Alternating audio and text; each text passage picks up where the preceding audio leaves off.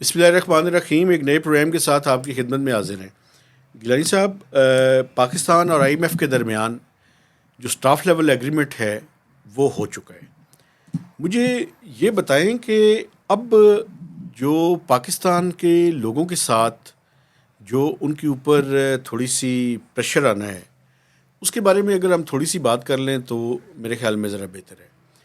ایک تو آپ نے دیکھا کہ نیپرا میں ایک پٹیشن فائل ہو گئی ہے کوارٹرلی ٹیرف ایڈجسٹمنٹ کی, جو کہ ₹5 میرے خیال میں انہوں نے مانگ لی ہے. ₹5 یونٹ. ₹5 یونٹ. تو یار یہ بتائیں مجھے کہ یہ بجلی, یہ گیس, اس کے بلز پاکستان کے لوگ, اور ابھی ہم اس کے بارے میں بات نہیں کر رہے جو 1 جولائی میں گیس اور اس کی بجلی قیمت بڑھ رہی ہے, اس کے بارے میں بعد میں بات کریں گے. اچھا, وہ الگ ہیں, وہ الگ ہیں. یہ تو ابھی ہونا ہے, فوراً ہو جانا ہے. یہ آپ انہوں نے ہیئرنگ کرنی ہے اور میرے خیال میں اگلے 10-15 دنوں میں انہوں نے کر دینا ہے. یہ اپریل میں عید کے ارد گرد آپ کو یہ خوشخبری جو ہے, خوشخبری کہوں یہ میں کیا کہوں, وہ آپ کو مل جائے گی. بات خبری آپ بات خبری کے ہیں. اچھا, یہ لوگوں کا مجھے یہ سمجھ نہیں آ رہی کہ پاکستان کے لوگوں کا گزارا کیسے ہوگا سر. بہت مشکل ہے. میرا خیال ہے کہ پھر تو ہمیں چھتیں توڑ دینی چاہیے, سچی بات کر رہا ہوں, تاکہ نہ پنکھے ہوں, نہ اے سی ہوں, کسی چیز کی ضرورت نہ پڑے, بجلی کے بل نہ دینے پڑے. دیکھیں میری بات سنیں, ہمیں تھوڑا سا, آپ کی بات ٹھیک ہے, لیکن کچھ آلٹرنیٹ اور سولوشنس کی بات بھی ہمیں کرنی چاہیے. ایک تو یہ ہے یار میرے ذہن میں کہ ہمیں اپنے گھروں کو تھوڑا سا ہوادار بنانے کی ضرورت ہے. ہاں, لیکن اب فوری طور پہ تو نہیں نا محتاط سا بنا سکتے. فوری طور پہ دیکھیں نا, ابھی گرمیاں نہیں شروع ہوئی, ابھی شروع ہونے والی ہے, 1-2 مہینے ہے, تو ہم تھوڑی سی تو پلاننگ کر سکتے ہیں نا یار. مثلا اپنے گھر کے چھت کے اوپر ہم کچھ ایسی چیزیں کریں کہ جس کے نتیجے میں کمرے جو ہے وہ ٹھنڈے ہوں. میں تو یہی انڈیویجولی بات کر سکتا ہوں, میں اور کیا کر سکتا ہوں. اچھا, سولر پہ جا سکتے ہیں ہم, جن لوگوں کے پاس تھوڑے بہت پیسے ہیں. وہ اب اس نظام کے بلوں سے سولرائزیشن کی طرف جائیں تو میرے خیال میں ہاں, بہتر ہے. سولر کے بھی شاید کچھ مسائل ہیں, وہ کس وقت بات کریں گے. لیکن میں آپ کو پتہ ہے کہ کئی گھروں میں مجھے لوگوں نے بتایا ہے جو اب نہیں افورڈ کر سکتے بجلی کی قیمت. ظاہر ہے آپ کے اخراجات اتنے ہیں کہ فریجوں کی ٹائمنگ کر لی ہے انہوں نے. اچھا, یہ کیسے؟ کہ ایک خاندان نے مجھے بتایا وہ سردیوں میں فریج ہی نہیں چلاتے. اب ایک خاندان نے بتایا وہ فریج کو 3-4 گھنٹے آف کرتے ہیں ڈیلی. نہیں, آپ کو میرے خیال مجھے تو نہیں پتا, آپ میں کیا ٹیکنیکل آدمی کریں, نہیں لیکن ہوں. نہیں, مجھے ایک بات بل بتائیں, نہیں دے سکتے نا بھائی. آپ کو پتہ ہے کہ وہ اس کی گیس جو ہے وہ ہو جاتی ہے. اب یہ تو انہیں نہیں پتا ہوگا نا, وہ تو بجلی بچا رہے ہیں نا بیچارے, وہ تو بل بچا رہے ہیں. ایسے ایسے خاندان سے میں ملا ہوں جن کا چھوٹا چھوٹا کرائے کا گھر ہے, 21,000 گیس کا بل آیا ہے. 3 کلو آٹا وہ ہفتے کا لیتے ہیں اپنی فیملی کے لیے بمشکل, اور دال سبزی کے علاوہ کچھ نہیں کھاتے. یہ اس ملک کے ذرا ریلیٹیولی کہہ لیں کہ جو سطح غربت سے تھوڑے سے اوپر لوگ ہیں, میں ان کی بات کر رہا ہوں, جن کے گھر میں فریج ہے, جو ٹیکسی چلا لیتے ہیں, جو تھوڑا بہت سسٹم چلا لیتے تھے. تو آگے کیا ہوگا پھر؟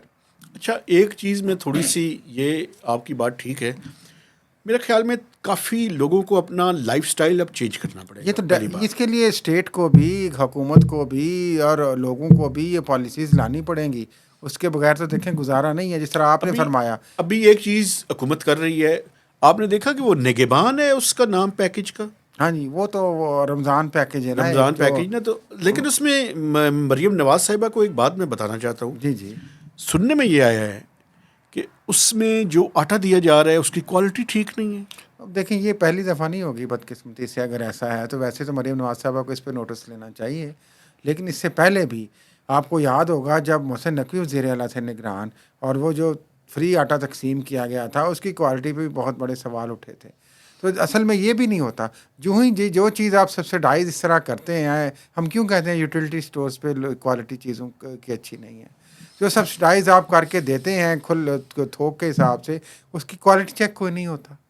بڑا ظلم ہے یار ویسے. لیکن ایک بات میں اب تھوڑی تو آپ سی یہ دیا نہ دیا کیا ہوا, ڈپریسنگ بات کرنے کے بعد ایک تھوڑا سا ایک اور اینگل بھی میں آپ کے سامنے رکھنا چاہتا ہوں.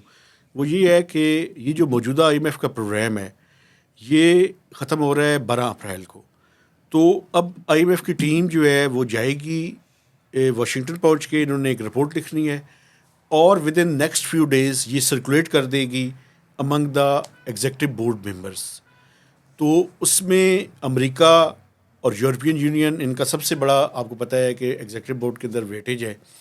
ان کو جانے سے پہلے بھی انہوں نے بریف کیا ہے. ابھی مزید جو پاکستان کے ایگزیکٹو بورڈ میں ممبر ہیں وہ کوشش کریں گے کہ 12 اپریل کے لگ بھگ کوئی ڈیٹ ایسی ہو کہ جس تک یہ پروگرام کی جو رپورٹ ہے وہ ان کے سامنے ہو، اور یہ $1.1 بلین بھی اپریل کے دوران عید کے دنوں میں ارد گرد یہ پاکستان کو توقع ہے کہ یہ مل جائیں گے. تو اب اگلا مرحلہ جو ہے وہ اس کے ساتھ ہی شروع ہوگا. آپ کو پتہ ہے کہ فائنانس منسٹر ایک ڈیلیگیشن لے کر 17 سے 20 مئی کو واشنگٹن میں ہوں گے. اپریل کو کہ مئی؟ اپریل کو. اپریل کو. یہ آئی ایم ایف کی ایک آئی ایم ایف اور ورلڈ بینک کی ایک اینول اسپرنگ میٹنگ ہے. یہ 15 سے 20 اپریل تک ہے. پاکستانی ڈیلیگیشن 17 سے 20 تک ہوگا. اب اس کے اندر جو سننے میں آ رہا ہے، ابھی تک مجھے کنفرم نہیں ہے کہ گورنر اسٹیٹ بینک کو بھی تبدیل کیا جا رہا ہے. اچھا، جمیل صاحب کو؟ جی مجھے کنفرم نہیں ہے، لیکن یہ میں آپ کو. کی محبوب قائد نہ آ جائے وہاں پہ؟ کون؟ فارمر منسٹر ڈاکٹر صاحب؟ نہیں، مشکل ہے. اچھا، مشکل ہے. چلیں، کوشش تو ابھی تک جاری ہیں، اور میں نے ویسے طے کر لی ہے میں ان کے خلاف اب کوئی بات نہیں کروں گا. سلوٹ پیش کریں آپ؟ نہیں، سلوٹ بھی پیش نہیں کر سکتا. سلوٹ پیش کرنا میرے اصل میں مزاج کا حصہ نہیں ہے. وہ آپ کو سلوٹ پیش کر لیں گے، لیکن جو ہے وہ کوشش تو ابھی بھی ان کی یہاں پہ بھی آنے کی ہے. لیکن یہ دیکھیں نئی ٹیم ہے تو اپنی پالیسیز کے لیے نئے بندے وہ اپنے لگائیں گے. ٹھیک ہے. ویسے یہ جمیل صاحب کو ہٹایا کیوں جا رہا ہے، مجھے یہ سمجھ نہیں آئی. ویسے اگر یہ سچ ہے تو میری ایک تو وجہ مجھے تھوڑی سی سمجھ آتی ہے، ان کو ڈار صاحب کا بندہ سمجھا جاتا تھا. اچھا، یہ شاید یہ ہم سیاسی بات کر رہے ہیں. نہیں ہے ہی ایسے. اور نون سے شین. ہاں، اور شین سے پتہ نہیں کیا. شین سے این. نہیں